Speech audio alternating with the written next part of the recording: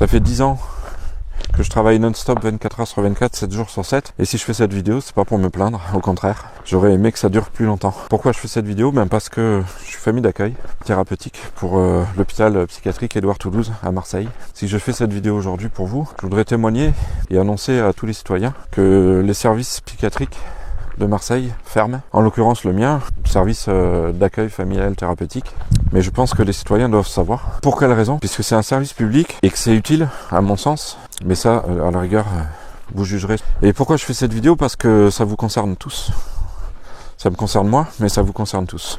On sait aujourd'hui que le secteur psychiatrique a besoin de personnel, a besoin de financement, et que la situation dans le pays par rapport à la psychiatrie n'est pas glorieuse, surtout depuis le Covid. Et malgré tout, on ferme des secteurs, on ferme des services. Alors je vais pas chouiner, hein, c'est le but de cette vidéo, c'est pas de chouiner, de dire ouais, je perds mon emploi. Bon. Et c'est pour vous poser une question à tous les citoyens. Est-ce que vous êtes d'accord avec cet arbitrage? Est-ce que vous pensez intéressant de fermer des secteurs qui fonctionnent, où le personnel est motivé, qui font un service public? Ça coûte des sous, c'est certain. Les contribuables peuvent considérer que c'est trop cher et peuvent être d'accord avec l'idée de fermer le service. Hein. Moi, j'ai pas de problème avec ça. Mais est-ce qu'ils ont été consultés? Non. Est-ce que tous les gens, tous les Français qui payent des impôts ont été consultés pour savoir où est-ce qu'on fait des économies? Non. Aujourd'hui c'est moi, demain c'est vous. La psychiatrie, ça peut toucher tout le monde.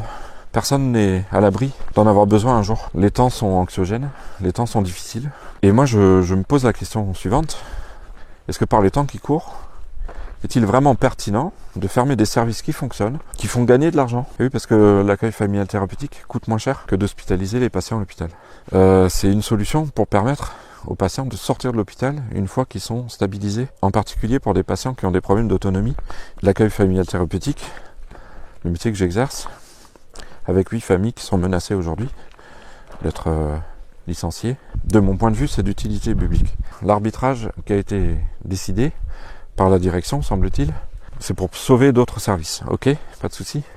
Il y a des services qui sont peut-être plus importants, plus urgents et plus indispensables que le nôtre. Et c'est pas un problème. J'accepte ce choix. La question qu'on peut se poser, c'est pourquoi l'hôpital psychiatrique aujourd'hui, dans la situation actuelle, est sanctionné par les ARS. Donc la question que je pose aujourd'hui est la suivante.